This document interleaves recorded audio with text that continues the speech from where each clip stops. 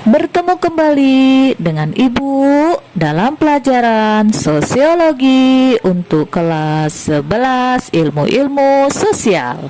Adapun yang menjadi pembahasan kita pada hari ini adalah mengenai dinamika dalam kelompok sosial.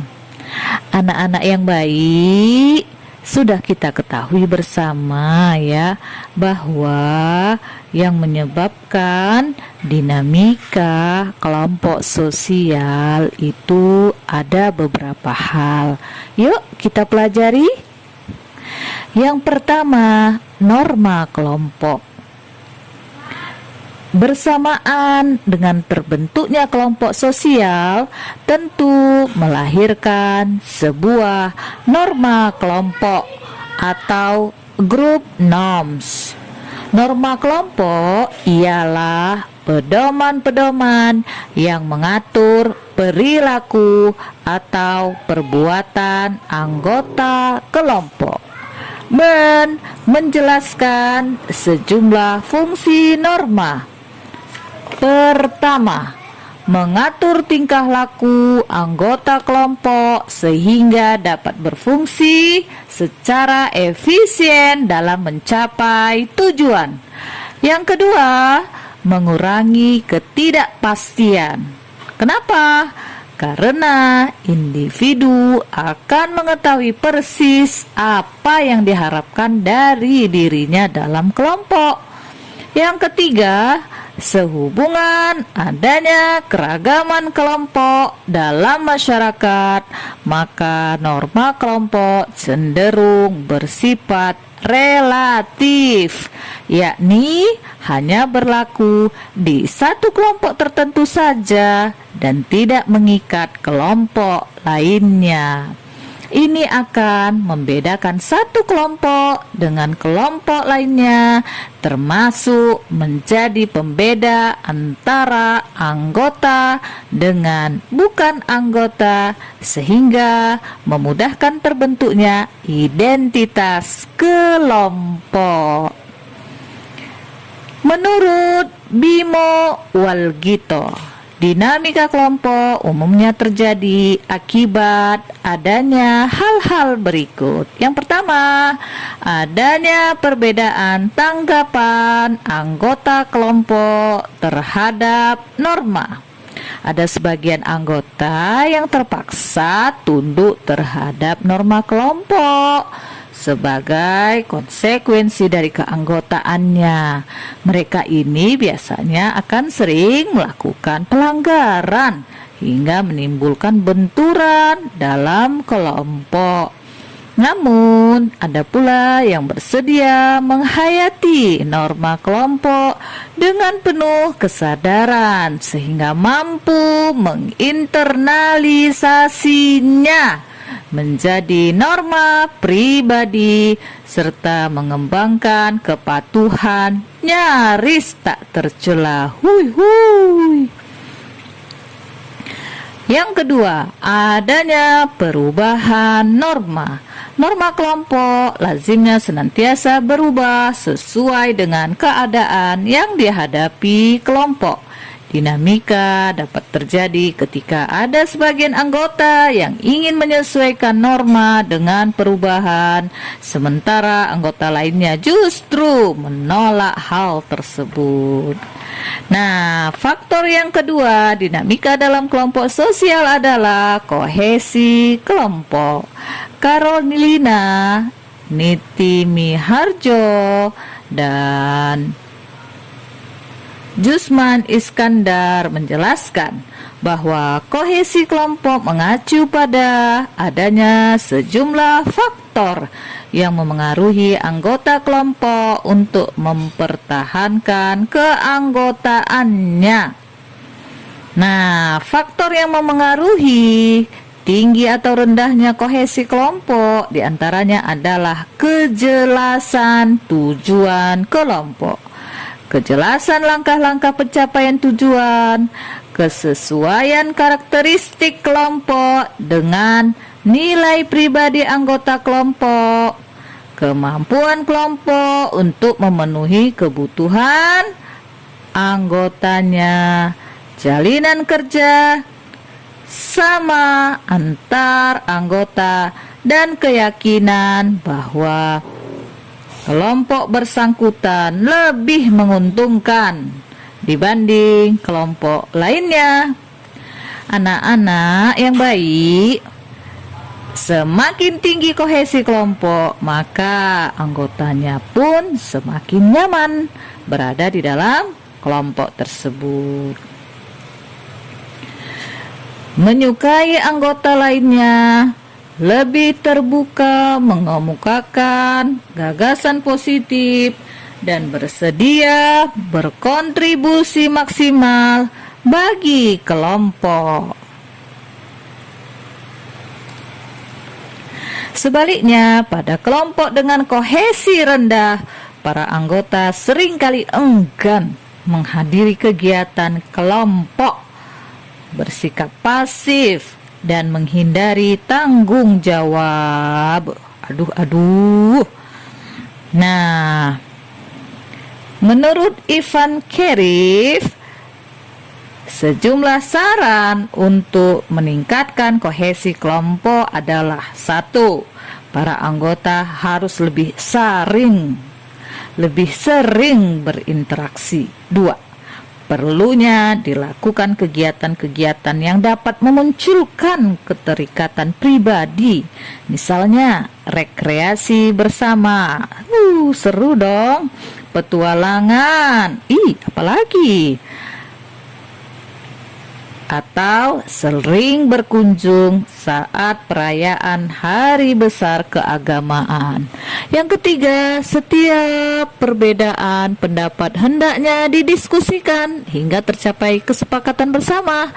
Yang keempat, persaingan antar anggota perlu diawasi agar tetap berlangsung sesuai dengan norma kelompok. Yang kelima, adanya evaluasi atau penilaian yang adil dan membangun terhadap masing-masing anggota.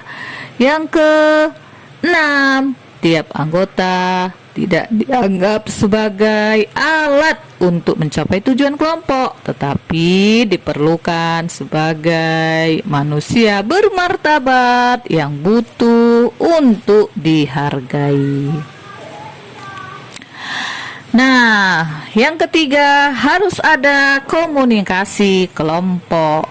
Burhan Bungin menjelaskan bahwa komunikasi dalam kelompok memiliki fungsi sebagai berikut. 1. Mempertahankan jalinan hubungan sosial. Yang berikut, mempertukarkan pengalaman dan pengetahuan. Yang ketiga, membujuk anggota kelompok untuk melakukan atau tidak melakukan sesuatu. Yang keempat, mencari pemecahan masalah dan merumuskan keputusan bersama. Yang kelima, membantu masing-masing anggota kelompok memenuhi kebutuhan ataupun harapan pribadinya.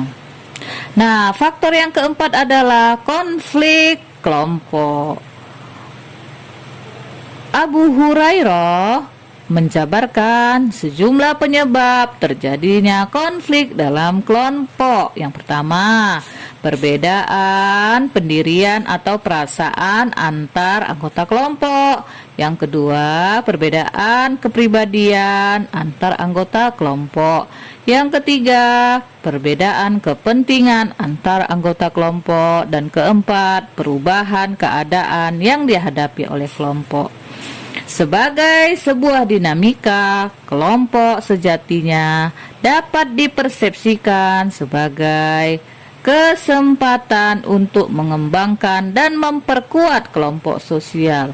Dengan adanya konflik, bisa dirumuskan kesepakatan baru yang mampu menjembatani perbedaan pendirian, perasaan, kepribadian, dan kepentingan antar anggota kelompok. Namun perlu diingat bahwa konflik yang tidak dapat ditangani dengan baik berpotensi pula mengakibatkan perpecahan dalam kelompok. Yang berikut, efektivitas kelompok. Dinamika dalam kelompok biasanya terjadi ketika sebuah kelompok berupaya mencapai efektivitas. Suatu kelompok dapat dikategorikan efektif atau berhasil apabila dapat mengatasi hambatan pencapaian tujuan kelompok, memelihara keutuhan kelompok secara internal, dan mampu terus mengupayakan peningkatan efektivitasnya. Nah, menurut Floyd, Orange menyebutkan sejumlah hal penting yang diperlukan untuk mewujudkan kelompok efektif. Pertama, suasana kelompok yang nyaman. Yang kedua, kepemimpinan bergilir. Yang ketiga, perumusan tujuan. Yang keempat, fleksibilitas. Yang kelima, mufakat. Yang keenam, kesadaran kelompok, dan yang ketujuh, penilaian berkala. Berikutnya, faktor dinamika kelompok sosial. Harus ada kepemimpinan. Semua kelompok sosial memiliki pemimpin.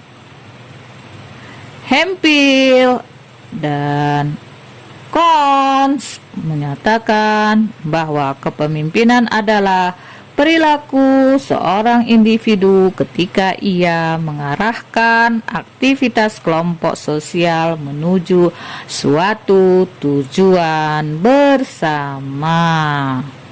Nah, menurut House dan Mitchell, mendeskripsikan fungsi seorang pemimpin adalah yang pertama, suportif, yang kedua, direktif, yang ketiga, partisipatif, yang keempat, orientasi prestasi. Sementara itu, Floyd Raj menyebut 3 tugas utama atau fungsi seorang pemimpin adalah sebagai berikut. Yang pertama, seorang pemimpin bertugas memberikan struktur yang jelas dari situasi-situasi rumit yang dihadapi oleh kelompoknya. Yang kedua, seorang pemimpin bertugas mengawasi dan menyalurkan perilaku kelompok yang dipimpinnya. Yang ketiga, seorang pemimpin bertugas sebagai juru bicara bagi kelompok yang dipimpinnya. Nah, inilah dinamika yang biasanya timbul ketika pemimpin tidak mampu melaksanakan fungsinya sesuai harapan anggota kelompok. Akibatnya mungkin muncul gejolak terkait perlu atau tidaknya melakukan pergantian kepemimpinan. Nah, anak-anak yang baik, inilah yang menjadi dinamika dalam kelompok sosial. Yang pertama, adanya norma kelompok. Yang kedua, kohesi kelompok. Yang ketiga, komunikasi kelompok. Yang keempat, konflik kelompok. Yang kelima, efektivitas kelompok. Dan yang keenam, kepemimpinan. Semoga ilmu yang kita dapatkan pada hari ini bermanfaat.